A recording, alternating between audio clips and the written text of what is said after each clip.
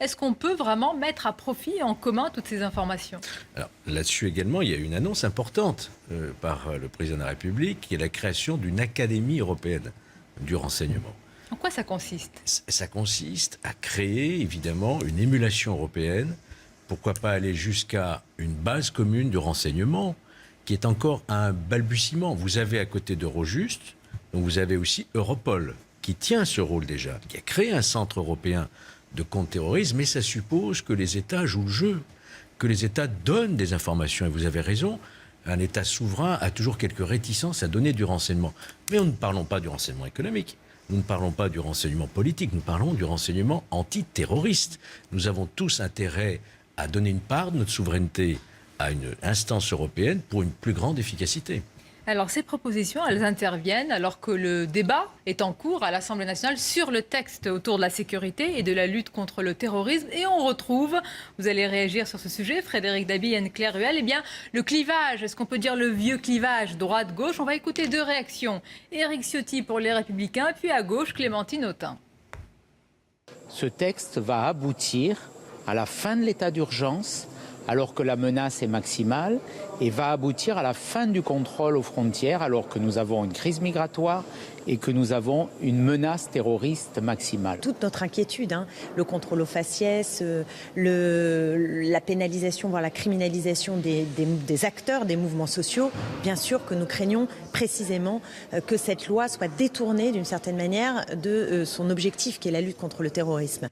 Anne-Claire Ruel, c'est frappant, c'est vraiment le retour du clivage gauche-droite qui avait disparu sur certains sujets. Il revient en force avec ceux qui disent ce n'est pas assez et ceux qui disent c'est trop, c'est une surenchère. Complètement. Complètement, c'est exactement ça, c'est le retour du clivage gauche-droite, avec aussi en arrière-plan une course de petits chevaux quand même, il faut le dire, notamment à droite avec les soutiens de Laurent Wauquiez qui prennent la parole. On a vu Éric Ciotti, vous avez aussi Guillaume Larrivé qui interviennent et sur fond de, évidemment, renouvellement de la présidence des Républicains là-dessus. On pourrait s'interroger sur l'aspect communication derrière tout ça, parce que je crois qu'en fait, c'est pas un énième projet de loi, il y en a eu 12 en 15 ans, qui va changer la donne. Le courage, ce serait de dire que en fait, le droit français, le droit antiterroriste français est extrêmement intéressant, même du point de vue mondial. C'est un droit de l'anticipation, ce qui permet justement de pouvoir intervenir en amont, évidemment, des attentats. Et donc, concrètement, aujourd'hui, c'est un droit qui donne le projet de loi en question donne le pouvoir à l'exécutif. Et donc le ministre. Donc pour vous, ce sont des postures en termes de communication? C'est un peu une posture en termes de communication. Ça donne le pouvoir au ministre d'Intérieur et au préfet. C'est-à-dire que si Frédéric se balade aujourd'hui dans la rue, enfin si le projet de loi est évidemment conforté, on pourra le. Je peux me balader dans la rue même si le projet de loi n'est pas conforté, ma chère Anne. Jusqu'à maintenant, oui. On pourra évidemment procéder à des fouilles et sur la base du soupçon, on pourra également perquisitionner. Donc pour vous, voilà, ce clivage un peu binaire n'a pas lieu d'être. Mais est-ce que, par exemple, au sein de l'opinion publique, Frédéric Dabi, on retrouve ce clivage ou pas? Oui, clairement oui. Sur les questions sécuritaires qui sont maintenant, lorsqu'on parle de sécurité aux Français, ils répondent terroristes. La menace terroriste qui est maximale. L'IFOP fait un baromètre depuis le 11 septembre 2001 sur la menace terroriste. Depuis Charlie Hebdo, elle dépasse 90%. Le clivage est fort, mais il y a un consensus dans ce clivage très fort sur les questions sécuritaires, c'est le refus de la levée de l'état d'urgence. Et dans ce cadre-là, il y a un risque d'opinion assez élevé pour Emmanuel Macron, parce que l'état d'urgence pour les Français, la levée de l'état d'urgence est anxiogène et l'état d'urgence matérialise l'action des pouvoirs publics. On voit les soldats de l'opération Sentinelle, on entend parler de fouilles et de perquisition. Et là où il y a un contresens à éviter du côté du pouvoir exécutif, c'est d'opposer l'état d'urgence et l'état de droit. Les Français ne le font pas. Pour eux, l'état d'urgence, c'est une protection exceptionnelle. Lever l'état d'urgence, c'est baisser la garde. On se souvient du 14 juillet 2016, en début, à l'heure du déjeuner, lorsque François Hollande avait fait son intervention traditionnelle, elle ne l'est plus maintenant depuis Emmanuel Macron, du 14 juillet, et il annonce la levée de l'état d'urgence. Nice survient quelques heures après, mais quand bien même, les Français ne sont pas sur cette dimension de levée d'état d'urgence. Et l'idée, l'argument qui peut se tenir, on va transposer dans la loi, dans l'état de droit, des dispositions qui font partie de l'état d'urgence n'ont pas la force symbolique de cet état c'est d'urgence. intéressant. C'est dans ce cadre-là qu'il y a clairement, Sonia, un risque d'opinion assez important. Lorsqu'on interroge les Français, on l'a fait en mars 2017, avant l'attentat des Champs-Élysées, on l'a fait fin août, juste après l'attentat de Barcelone. Ils sont en gros 75% à vouloir maintenir ou renforcer l'état d'urgence. Georges Fenech, vous comprenez une angoisse, une inquiétude en tous les cas d'une partie de la population, même si on explique qu'une partie des dispositions de l'état d'urgence va être incorporée dans la loi, il y a ceux qui s'inquiètent. Et puis à l'inverse, il faut le dire, il y a peut-être plus infime dans l'opinion publique, mais en tous les cas on l'a vu à gauche, une partie qui dit ça suffit à cet état d'urgence permanent. Moi, je crois que c'est un vrai débat, effectivement, qui est tout à fait légitime, sans aller jusqu'à clivage politique. Il peut y avoir effectivement des postures politiques, c'est le jeu politique. Mais il y a un vrai débat qui se pose. Est-ce qu'il faut sortir ou non de l'état d'urgence? La réponse est évidemment oui. On ne va pas rester indéfiniment en France en état d'urgence. Vous aurez remarqué, puisque vous citiez l'Espagne, que l'Espagne, après l'attentat de Barcelone, n'a pas institué d'état d'urgence, pas même de force sentinelle. Donc c'est un débat très français. Il faudra bien en sortir un jour. Alors, le débat, c'est aujourd'hui, est-ce que c'était le moment? Ou bien, compte tenu de la menace qui pèse aujourd'hui, est-ce qu'il ne faut pas laisser davantage de pouvoir, effectivement, à l'administration, avec un contrôle du juge, qui est prévu dans le projet de loi gouvernemental? Vous avez effectivement ceux qui considèrent que c'est très liberticide de laisser trop de pouvoir à l'administration, même en période de menace terroriste. C'est la position qu'a pris notamment la France Insoumise. Vous avez les Républicains qui disent... Amnesty International et Amnesty International, la Ligue des droits de l'homme, Défenseurs des droits, beaucoup d'institutions qu'on peut légitimement entendre. Mais vous avez aussi l'opposition représentée par les Républicains qui disent ne sortons pas surtout de l'état d'urgence, ne désarmons pas l'État en matière de prévention. Au contraire, renforçons les mesures. C'est un vrai débat. Je pense que les Français ont besoin de comprendre, de sentir que le gouvernement fait son maximum. Il faut le faire dans le respect des règles de droit, d'un état de droit, sans baisser la garde. C'est un débat difficile. Oui, et un débat difficile avec des positions qui peuvent évoluer. Quand on écoute bien, on entend bien le ministre de l'Intérieur, Gérard Collomb. Alors, il y a la position du ministre et peut-être la position aussi de l'homme avec ses convictions. On sent bien qu'il penche un peu plus vers les Républicains, puisqu'il n'exclut pas, quand on l'entend dans ses discours, qu'on puisse revenir à un vrai état d'urgence. Donc, peut-être que le gouvernement prend cette décision ou présente ce texte, Georges Fenech, avec quand même cette, je vais dire, au fond de l'esprit, quand même, peut-être un retour possible à un vrai état d'urgence installé en France. Je crois que l'intelligence en politique, c'est de ne pas rester sur des positions figées et de s'adapter à l'état de la situation. Regardez, vous avez rappelé 12 lois effectivement antiterroristes depuis 2012, bien avant. Depuis 15 ans. Depuis 15 ans, mais depuis 2012, il y en a 8 de lois antiterroristes. Il faut être capable de s'adapter. Mais ce qui est passé un petit peu inaperçu, je voudrais quand même dire qu'en dehors des lois, la question d'état de droit, il y a aussi l'organisation qui est importante, l'organisation des services. Vous venez d'évoquer le parquet européen que le président de la République appelle de ses voeux. Vous vous souvenez également que le président de la République a créé la task force à l'Élysée, c'est-à-dire le centre contre-terrorisme. On attend de voir quelle va être sa véritable plus-value, qu'on espère, évidemment. Et puis, il y a une chose qui est passée un peu inaperçue, c'est des propos qu'a tenus le ministre de l'Intérieur, Gérard Collomb, à Satory, devant le GIGN, où il a évoqué, c'était aussi une des propositions de notre commission d'enquête, un commandement unique, unifié des forces d'élite, c'est-à-dire le GIGN, le RAID. On se souvient de la polémique lors de l'intervention au Bataclan, quelle force d'intervention devait intervenir, alors qu'il y a des capacités qui sont complémentaires. Là aussi, c'est un point important. En matière organisationnelle et pas uniquement en législatif, c'est une manière de se structurer, de s'organiser. Il y a quelques jours, quelques semaines, sur ce même plateau, nous analysions ensemble les propositions du gouvernement en matière de réorganisation de la force Sentinelle. Et vous nous aviez dit, ça m'avait frappé, il y a un point qui n'est pas encore éclairci encore. On ne sait pas si, par exemple, nos forces militaires pourront intervenir dans un endroit confiné s'il y a malheureusement une attaque terroriste en cours. Je sais que vous avez un livre à paraître prochainement. C'est vrai. Oui, qui va revenir malheureusement sur les attentats qui nous ont frappés. Un livre avec une vérité crue. Un livre et dure. vérité parce que les Français, je pense évidemment d'abord aux familles des victimes, aux survivants, il y a encore des vérités qui n'ont pas toutes été dites. Voilà, j'ai tenté de le faire. Effectivement, c'est un livre qui paraîtra, qui j'espère aussi, c'est le but, fera encore évoluer les choses en termes de sécurité, de protection et de prise en charge aussi des victimes. Parce que le sursaut doit aller plus loin sur certains sujets pour les familles de victimes, évidemment. Oui, la force Sentinelle a été effectivement modifiée, son organisation. On ne sait pas trop exactement encore quels seront les protocoles d'intervention dans l'avenir. Tout cela est en train d'être réfléchi. Et je pense que le débat doit s'installer sur la sécurité, sur la protection des victimes et l'écoute des associations des victimes. Et vous viendrez nous livrer en primeur, je l'espère, le contenu de ce livre important pour les familles de victimes, pour la vérité de manière générale et pour ce qui s'est passé dans notre pays après les chocs successifs. Encore un mot sur la forme, parce qu'il y a le fond et la forme. Anne-Claire Ruel, ce texte qui est débattu à l'Assemblée, ça représente vraiment un enjeu majeur pour le gouvernement, au-delà des dispositions qui sont prises de crédibilité. Parfois, alors là je parle de la gauche, a été taxée d'angélisme. Sur ce sujet, c'est un marqueur qui sera important. C'est un marqueur important parce que finalement, quand on s'interroge sur Emmanuel Macron, vous savez, est-il de gauche ou de droite ? Là, on pourrait penser qu'il est plutôt effectivement de droite avec un projet de loi ainsi. Et donc, il fait pencher la balance un peu plus à droite, effectivement. C'est un marqueur de crédibilité, mais ça s'inscrit aussi dans la durée. C'est-à-dire que c'est le prolongement de ce qui a été mis en place depuis 2013, on le rappelle, 2012-2013, et sous François Hollande, finalement, par rapport à ça. C'est très compliqué comme débat parce que ça demande... Vous savez, quand on communique, on a 3 registres. On a l'éthos, le pathos et le logo. C'est mon côté prof qui revient, mais ça ne sera pas très long. Allez-y, expliquez-nous. L'éthos, c'est qui je suis, donc voilà, l'émetteur du sujet. Le logo, c'est le fond. Et le pathos, c'est évidemment l'émotion. Sur un sujet comme celui-ci, c'est le pathos qui l'emporte, évidemment. Et donc, ça rejoint aussi les enquêtes d'opinion, c'est l'état d'urgence, mais pourquoi le lever, ça nous protège, etc. etc.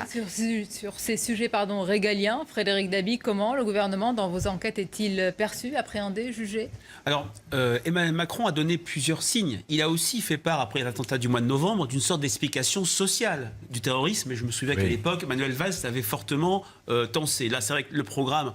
Enfin, le projet de loi penche un peu, on va dire, vers les aspirations de la droite républicaine. Il va devoir, parce qu'il a cette sociologie extrêmement composite, fait ménager les deux camps dans un contexte où, sur les questions économiques et sociales, qui, malgré la menace terroriste, reste quand même au cœur des préoccupations des Français. Il a donné beaucoup de gages à son hémisphère droit. Le risque est de voir partir une partie de son carburant électoral qui ont été ces électeurs de gauche venus à lui, je dirais, aller voir du côté de Jean-Luc Mélenchon, voire du côté d'un parti socialiste. Maintenant, les Français, sur ces questions de terrorisme, répondent de manière beaucoup plus homogène qu'on le pense. Ils sont sur une logique de protection. Ils ont besoin d'une action visible des pouvoirs publics. C'est en ça que Sentinelle rassure énormément. Et donc, il y a, je le répète, des risques d'opinion très important pour le gouvernement dans le cadre de ce projet de loi. Merci à vous pour vos analyses respectives. Merci et à bientôt. À suivre, restez avec nous pour le grand entretien. Elle s'exprime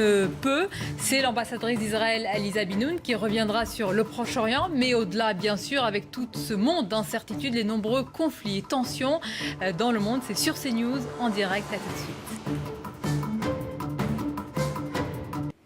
Oui, merci Anthony. Dans un monde plein d'incertitudes où les foyers de tensions et de conflits se multiplient, je reçois ce soir l'ambassadrice d'Israël, Aliza Binoun. Bonsoir. Bonsoir. Et bienvenue à vous. Nous allons évoquer ensemble différents sujets, des sujets souvent sensibles qui ont trait à la région du Proche-Orient et au-delà, avec une actualité internationale très mouvementée en ce moment. Mais d'abord, Anthony en parlait à l'instant, cette attaque aujourd'hui au cours de laquelle 3 Israéliens ont été tués et un autre blessé par un Palestinien qui est entré avec un groupe de travailleurs en Cisjordanie, tout près de Haradar. Il a pu déjouer des contrôles de sécurité très drastiques. Oui, tout d'abord, il avait une permission d'entrer en Israël et une petite correction. Il ne s'agit pas d'une colonie parce que Haradar, c'est 5 minutes d'où j'habite en Israël et c'est dans le cadre, dans les liens verts de 67. Alors c'est tout à fait Israël et pas Cisjordanie.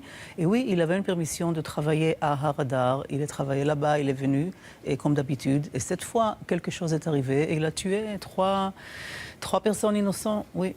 Mais comment vous expliquez ces cas d'infiltration dans des zones qui sont quand même surprotégées ? Est-ce que non, mais ça il avait se une multiplie ? permission.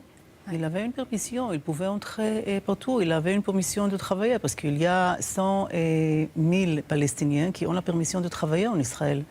Et qui sont évidemment fouillés systématiquement à plusieurs reprises. Et malgré tout, il est passé à travers les mailles d'un filet qui est extrêmement serré. Tout à fait, parce qu'il est entré comme d'habitude. Il n'avait pas de problème pour entrer. Mais la question est pourquoi un jour il se lève et je pense qu'il a 4 enfants. et il décide de tuer des personnes innocentes. Il était connu à Haradar, ce n'est pas quelqu'un qui n'était pas connu. Est-ce que ça vous fait réfléchir vous-même, Elisa Binoun, sur ce tout sécuritaire finalement, où vous voyez quelqu'un apparemment qui n'a pas d'antécédent, qui n'est pas un terroriste fiché, tuer ainsi des Israéliens? Oui, ça montre tout à fait qu'il y a cette haine, et à cause de l'incitation à la haine du côté palestinien, malheureusement, même aujourd'hui. Et dans les réseaux sociaux, ça existe. Je pense que c'est le même phénomène qu'on peut voir aussi et en France et ailleurs. Et les gens, un jour, ils sont influencés, ils se sentent mal, je ne sais pas quel était son problème, et ils décident de tuer des gens. Par rapport aux permissions, chacun qui reçoit une permission, il est checké, il est examiné. Mais on ne peut pas éviter complètement des cas comme ça. Vous n'allez pas ni durcir encore plus. C'est un niveau de durcissement déjà très élevé. Oui, je ne pense pas. Ce n'est pas possible. On ne peut pas éviter 100%. Il y a toujours ceux qui décident un jour soit de prendre le couteau et de la cuisine et poignarder des gens sur les rues, soit tirer, comme ce gens-là il a fait. Oui. En ce moment, Elisa Binoun, en France, l'Assemblée nationale, chez nous, étudie le projet de loi de sécurité de lutte antiterroriste et les débats sont vifs. Alors, il y a ceux qui pensent qu'on en fait trop dans la surenchère sécuritaire et ceux, au contraire, qui pensent que ce n'est pas assez. Et ceux-là, certains d'entre eux regardent, j'allais dire de votre côté, du côté d'Israël. Certains responsables politiques, dit-on, et des experts viennent de plus en plus souvent dans votre pays pour y voir les méthodes utilisées. C'est le cas ? Oui, c'est tout à fait le cas et on pouvait voir cela les derniers 2 ans. Je suis arrivée il y a 2 ans et malheureusement les grands attentats de novembre avaient lieu. Et on peut voir que les délégations et les hommes politiques qui sont rendus en Israël sont vraiment remarquables. Exactement pour voir comment Israël, en tant qu'un pays démocratique, le seul pays démocratique dans la région, fait face aux défis du terrorisme. De l'un côté, il faut préserver, il faut respecter les droits de l'homme, il faut respecter la loi, il faut respecter les valeurs démocratiques. De l'autre côté, il faut protéger la population. Et ces différences, parfois, est très difficile à gérer. Mais quand même, il faut le faire parce que la sécurité de la population est plus importante. Mais cette inspiration israélienne, elle dérange certains en France qui se disent on ne doit pas s'inspirer du modèle israélien. C'est un pays qui est en guerre permanente, sous tension permanente depuis 1948. Est-ce qu'on peut vraiment comparer deux situations ici et puis en Israël? Je pense qu'on peut comparer parce que le principe est le même principe. Nous sommes menacés par des éléments terroristes qui n'acceptent pas Israël, qui veulent tuer des gens innocents.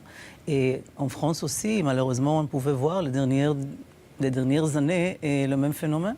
Alors, comme Israël a accumulé beaucoup d'expérience au cours des années, et on peut s'inspirer de cette expérience, oui, parce qu'Israël est un pays démocratique. Vous avez besoin de le répéter plusieurs fois. C'est une société pluraliste et qui préserve les valeurs démocratiques avec tout ce qui vient avec cela.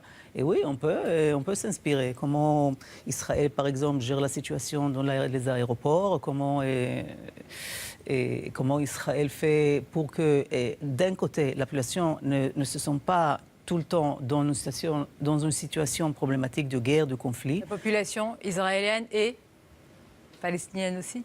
Il y a une différence entre Israël, en tant que l'État d'Israël, et l'autorité palestinienne en Cisjordanie et les Palestiniens dans la bande de Gaza. Il s'agit vraiment de 3 entités. Alors, pour Israël, Israël est responsable pour la population israélienne, toute la population israélienne, les Juifs, les Arabes, les chrétiens, tout le monde qui habite en Israël. Et ça, oui, alors il s'agit de la sécurité des dons, mais il s'agit aussi des lignes ou des frontières entre Israël. Et vous confirmez que des responsables politiques, des experts viennent s'inspirer de ce cas, de ce modèle, en tous les cas pour eux, israéliens? Oui, tout à fait. Ils viennent, ils sont très inspirés. Ils pensent qu'on peut appliquer, pas peut-être toute la méthode israélienne, mais on peut s'inspirer, on peut appliquer, oui, pourquoi pas. Dans une région qui reste aujourd'hui une poudrière, avec des positions et des intérêts complexes à comprendre, Elisa Binoun, je vous remercie d'être là pour essayer de comprendre certaines positions de votre pays. C'est le cas notamment du Kurdistan, sur le Kurdistan irakien, où vous êtes les seuls. Vraiment, j'ai vu un petit peu la position des différents pays, aussi bien dans la région, aussi bien en Europe, etc., à défendre l'idée d'un Kurdistan irakien. Pourquoi, tout simplement? Les relations entre Israël et Kurdistan, il s'agit des relations historiques. Tout d'abord, il y a une population juive en Israël qui est d'origine kurde. Et le Kurdistan, toujours, avait des liens plus proches à Israël que les autres entités, que les autres pays au Moyen-Orient. Et c'est la raison pour laquelle Israël soutient les efforts des Kurdes de parvenir à un pays.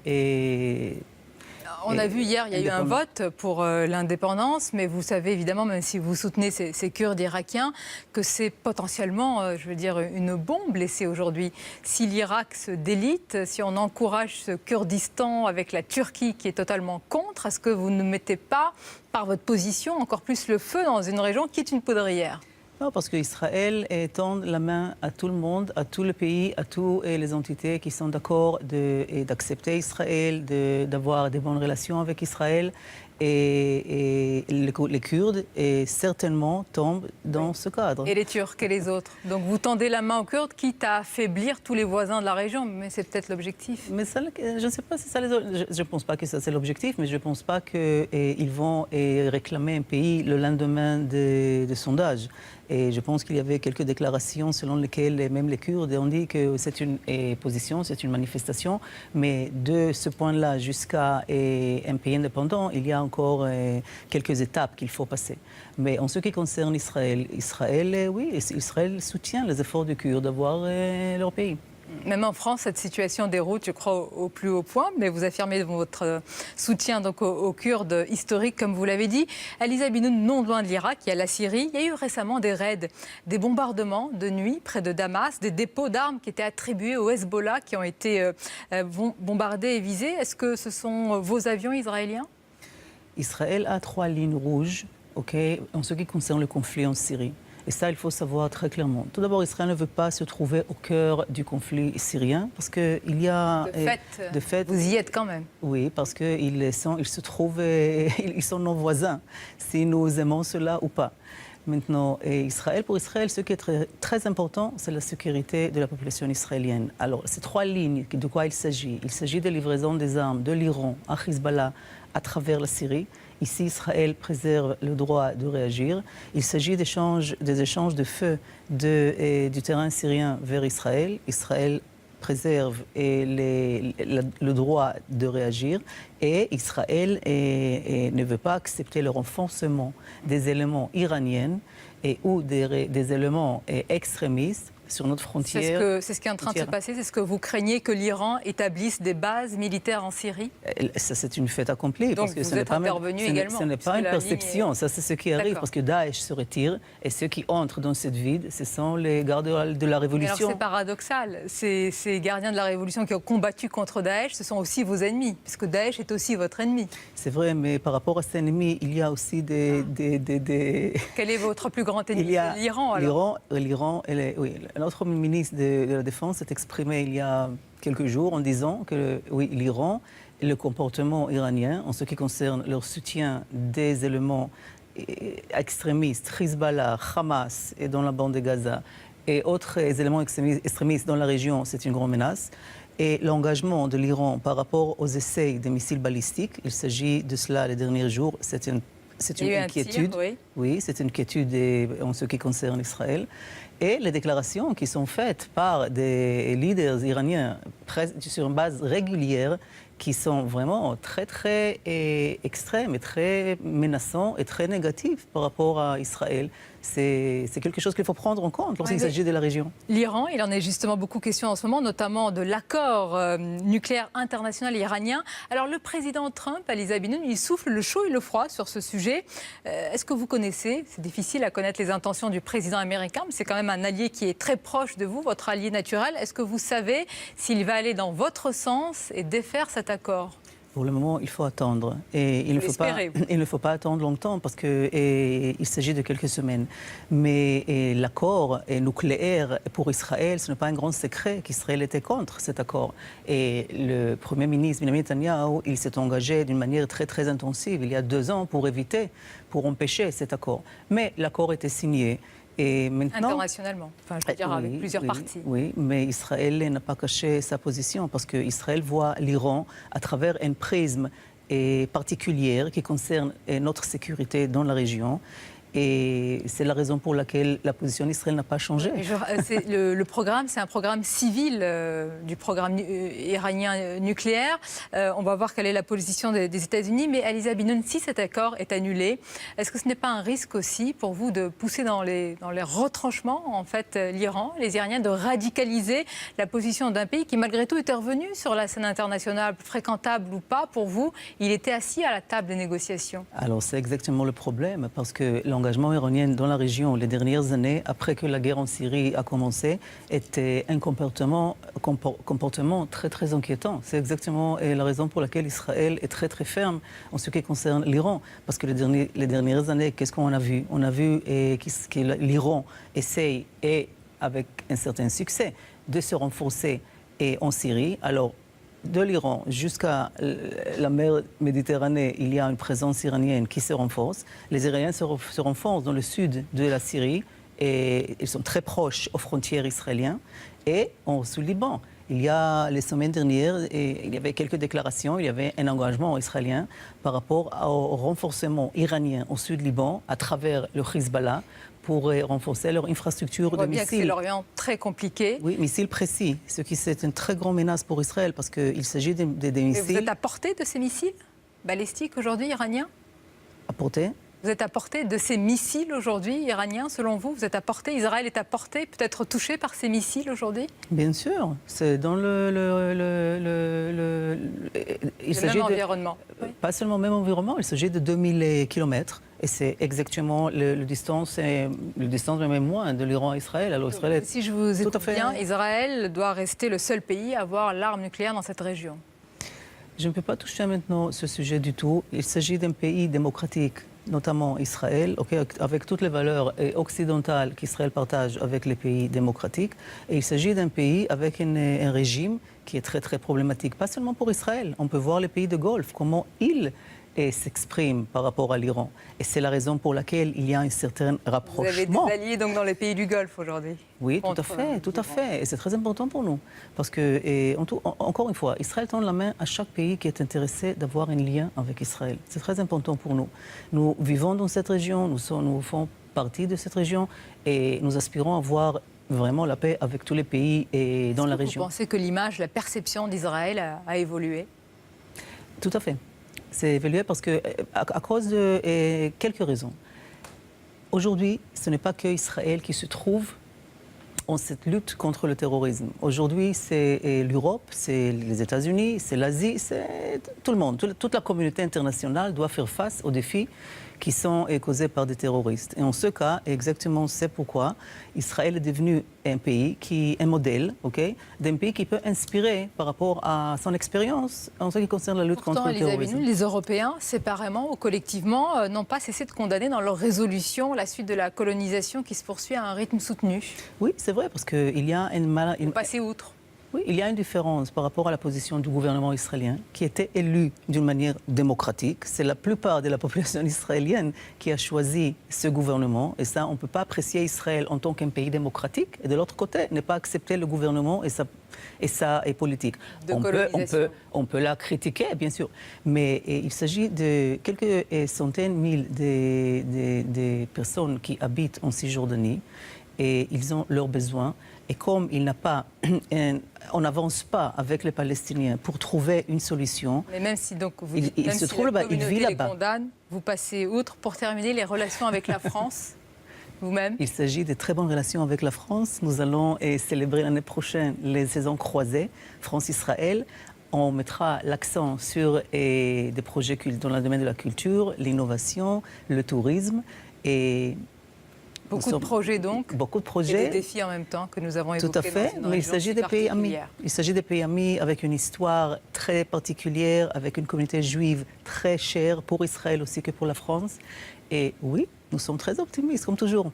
Merci. Surtout maintenant, quand il y a une nouvelle année qui a commencé la semaine dernière.